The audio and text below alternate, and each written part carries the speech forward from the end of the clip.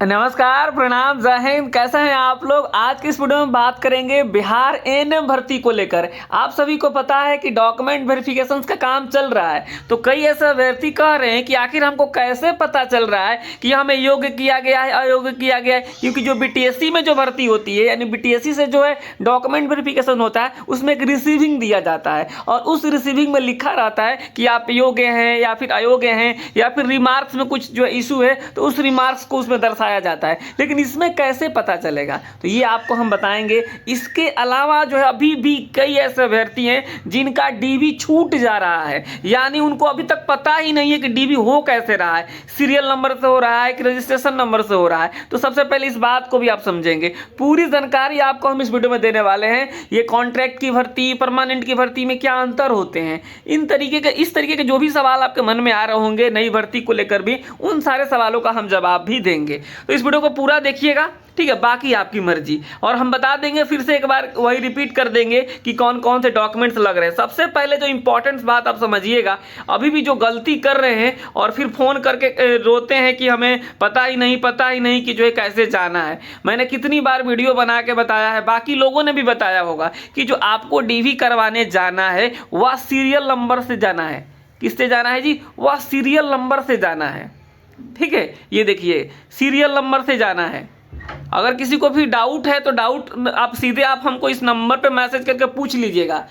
Doubts में नहीं रहिएगा। 72,899,59,434 इतना तो कर ही रहे हैं, अब क्या कर सकते हैं। तो यहाँ पे आपको जो है सीरियल नंबर से जाना है। और यहाँ पे आपको पता है कि संडे को भी हो रहा है डीवी, संडे को ही। कई लोग संडे समझ के सोए रह गए तो डीवी छूट गया, ठीक है। तो संडे को भी डीवी हो रहा है, ठीक है। यानी यहाँ पे देखेंगे आज जो है आपको 5,837 तक हो जाएगा। कल जो है आपको 6,000 जो है 10 तक हो, 6,810 तक हो जाएगा। और परसों यानी 3 तारीख को डीवी समाप्त हो जाएगा 7,780 तक, ठीक है। तो ये जो किसी कारण वजह से अगर आपका छूट गया है तो आप पहुंचिए वहाँ पर अगले दिन। और मैं भी हो सकता है कि लेकिन देखिए, इस बात पे अभी हम कंफर्मेशन नहीं है कि जो है आपको एक दिन का समय देगा नहीं देगा। लेकिन संभावना इस बात की कई बार जताई जाती है कि जो है अगर किसी का मतलब किसी कारण वजह छूट गया है तो एक दिन का समय निकाल करके वो डीवी करवाया जा सकता है। ये मैं अपने हिसाब से बोल रहा हूँ, संभावित है। ये आप मत मान के चलिए कि ये फिक्स से बुलाया ही जाएगा।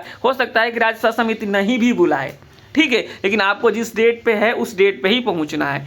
क्लियर हो गया होगा आई थिंक सबको कि सीरियल वाइज होता है। अब हम आगे बढ़ते हैं और जो आपको बातें बता देते हैं कि जैसे आप जाएंगे वहाँ डीवी करवाएंगे ना, तो यही सारे डॉक्यूमेंट्स लग रहे हैं। सबको पता चल गया है कि कौन कौन से डॉक्यूमेंट्स लग रहे हैं, क्योंकि कोई उनका फ्रेंड्स कोई ना कोई जा करके वहाँ डीवी करवा ही लिया है। तो यहाँ पे आपको 2 फोटो लग रहे हैं, सीबीटी का एडमिट कार्ड लग रहा है, जो ऑनलाइन अपने फॉर्म भरा उसका PDF लग रहा है, फोटो वगैरह लग रहे हैं, आधार कार्ड पैन कार्ड लग रहा है, ठीक है। कोई एक हो तो चलेगा। यहाँ पर 10th का सर्टिफिकेट लग रहा है और सभी शैक्षणिक में आपको 10th 12th और ANM का लग रहा है।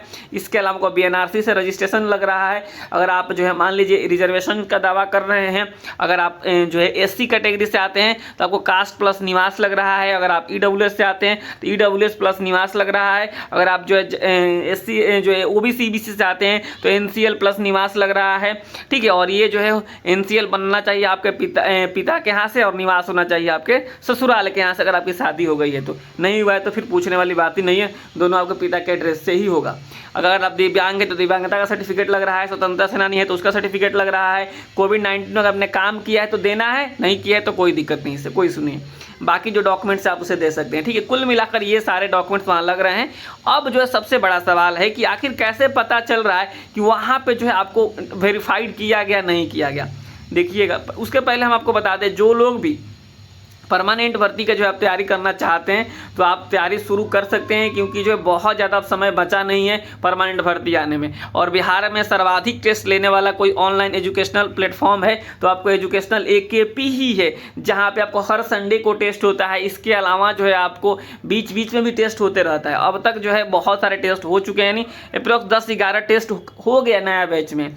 तो अगर कोई नया व्यक्ति ज्वाइन करेगा तो उसको पुराने टेस्ट भी देने को मिलेंगे और नया तो मिलेगा ही मिलेगा। तो अब तक आपने ज्वाइन नहीं किया है तो आप टेस्ट ज्वाइन कर सकते हैं। कई लोग कहते हैं कि हमको केवल टेस्ट देना है, तो उसके लिए भी फैसिलिटी हमने शुरू कर दी है कि जो केवल जो टेस्ट देना चाहते हैं वो टेस्ट दे सकते हैं। अगर उनको लगता है कि नहीं हमको क्लास भी करना है तो क्लास भी करेंगे। ये वाला नंबर है 72,899,59,436 पे जानकारी ले सकते हैं, या फिर प्ले स्टोर पर आप एजुकेशनल ऐप पे डाउनलोड करके वहाँ से इंस्टॉल करके आप जाएंगे। इंस्टॉल करेंगे तो इस तरीके से आपके सामने ऑप्शन आएगा, आप यूज एंड अदर मेथड पर क्लिक करेंगे और फिर आपने क्या करेंगे जी, उसमें नाम डालेंगे और यहाँ पे नाम डालने के बाद से अपना यहाँ पे नंबर डालेंगे, OTP डालेंगे और यहाँ पे नाम डाल के लेट्स स्टार्ट कर देंगे और फिर आपके सामने जो है क्या हो जाएगा जी, एप्लीकेशन ओपन हो जाएगा और वहाँ से बैच मेधावी ज्वाइन कर लेंगे।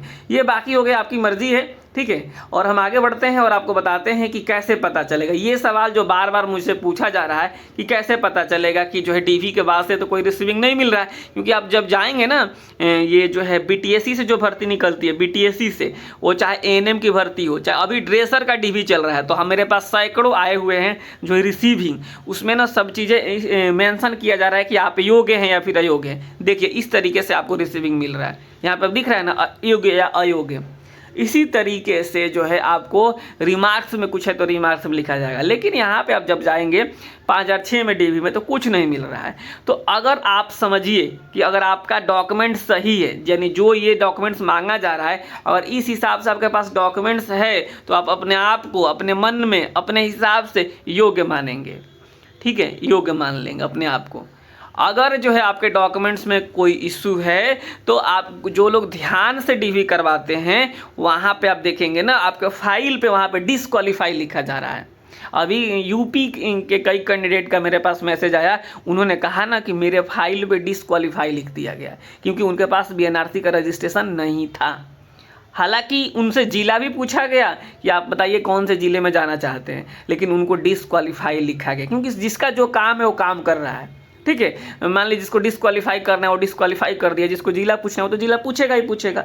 तो आपसे जिला भी पूछा जा रहा होगा, अपने आसपास के 3 जिला आप बता रहे होंगे, लेकिन जो लोग भी ध्यान से अपनी आँख को जो है ना होता है कि बढ़िया से सब कुछ देख रहे होते हैं, उनको पता चल जाता है कि वहीं पर डिसक्वालीफाई लिख दिया जाता है और वहीं पर क्वालीफाई लिख दिया जाता है। तो आप अपने आप को मान के चलेंगे आपका सारे डॉक्यूमेंट सही है तो आप क्वालीफाई हैं, अगर आपके सारे डॉक्यूमेंट सही नहीं है तो आप डिसक्वालीफाई हैं। सारे डॉक्यूमेंट सही का मायने क्या हो गया, तो मान लीजिए आपके डॉक्यूमेंट्स में कुछ एरर है ना, होता है कोई नाम वाम में मिस्टेक है, तो ऐसा मत सोचिए कि आपको डिसक्वालीफाई किया जाएगा। आपको डिसक्वालीफाई नहीं किया जाएगा, छोटी मोटी गलतियां से डिसक्वालीफाई नहीं कराया जाता है। किसी के पास NCL नहीं है तो थोड़ा उसको डिसक्वालीफाई कर दिया जाएगा। अब किसी के पास रजिस्ट्रेशन नहीं है, ये मेजर है, रजिस्ट्रेशन नहीं है क्या है, मेजर चीज़ है, इसे है ही नहीं।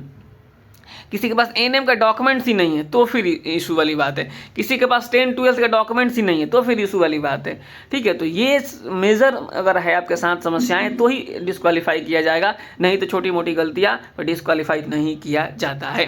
तो आप लोग समझ गए होंगे। कई लोग जो पूछ रहे थे कि कैसे मालूम चलेगा, तो आप वहाँ पे ही आपको देखना है कि आपका फाइल पे क्वालीफाई लिखा है कि नॉट क्वालीफाई लिखा है। तो लेकिन अब आप कई लोगों के मन में आ रहा हो कि हम तो देखे ही नहीं है, कोई बात नहीं, नहीं देखे हैं तो आपको आपका सारा डॉक्यूमेंट सही है ना, तो आप क्वालीफाई हैं बस, ठीक है। अब हम बात करते हैं कि अभी जो है सबके नंबर इस तरीके से एक बात आ रही है कि कम होंगे, ठीक है। वो जो है आप उसमें सारे लोगों का जो है नंबर उसमें मल्टीप्लाई किया जाने वाला है, तो उससे जो है थोड़ा बहुत आपको असर दिखेगा, लेकिन इससे कोई जो है ना होता है कि बहुत बड़ा अंतर नहीं होने वाला है। नंबर जो कम होगा तो नंबर जो कम होगा वो सबके होंगे। और आपको पता है कि अगर समान संख्या में, समान लोगों में समान संख्या से गुणा कर दिया जाए तो उनके रेशियो में कोई अंतर नहीं होता है, तो इसलिए इससे कोई अंतर नहीं होगा। जो नंबर कम किया जाएगा वो एडवर्टाइजमेंट के नंबर के हिसाब से, एडवर्टाइजमेंट के हिसाब से किया जाएगा, ठीक है। दूसरी लिस्ट जो है आपको बता दें कि दूसरी लिस्ट आने की संभावना तब होगी जब बिहार से बाहर के कैंडिडेट 3000 से ज़्यादा होंगे तो ही आएगा, नहीं तो नहीं आएगा, ठीक है। नई भर्ती अब आपको परमानेंट जो भर्ती दिखेगी वो BTSC के थ्रू दिखेगी, BTSC के थ्रू दिखने वाली, ठीक है। तो ये पूरी जानकारी आपको हमने दे दिया। नई भर्ती को लेकर अभी आपको 1 से 2 महीने कम से कम इंतजार करना होगा, अप्रैल के बाद ही आपको नई भर्ती देखने को मिलेगी, ठीक है। तो अभी से आप तैयारी शुरू कर सकते हैं। तैयारी के लिए आपको पता है हमारा एप्लीकेशन है प्ले स्टोर पे, या फिर ये नंबर है 72,899,59,436। पूरी जानकारी के साथ आपको पूरी तैयारी मिलेगी, ठीक है। और जो है टेस्ट के साथ साथ सारे चीज़ें यहाँ पे आपको मिल जाएगी। तो इस वीडियो में इतना ही रखते हैं। संभवतः आप सभी को जानकारी मिल गई होगी जो मैं बताना चाह रहा था।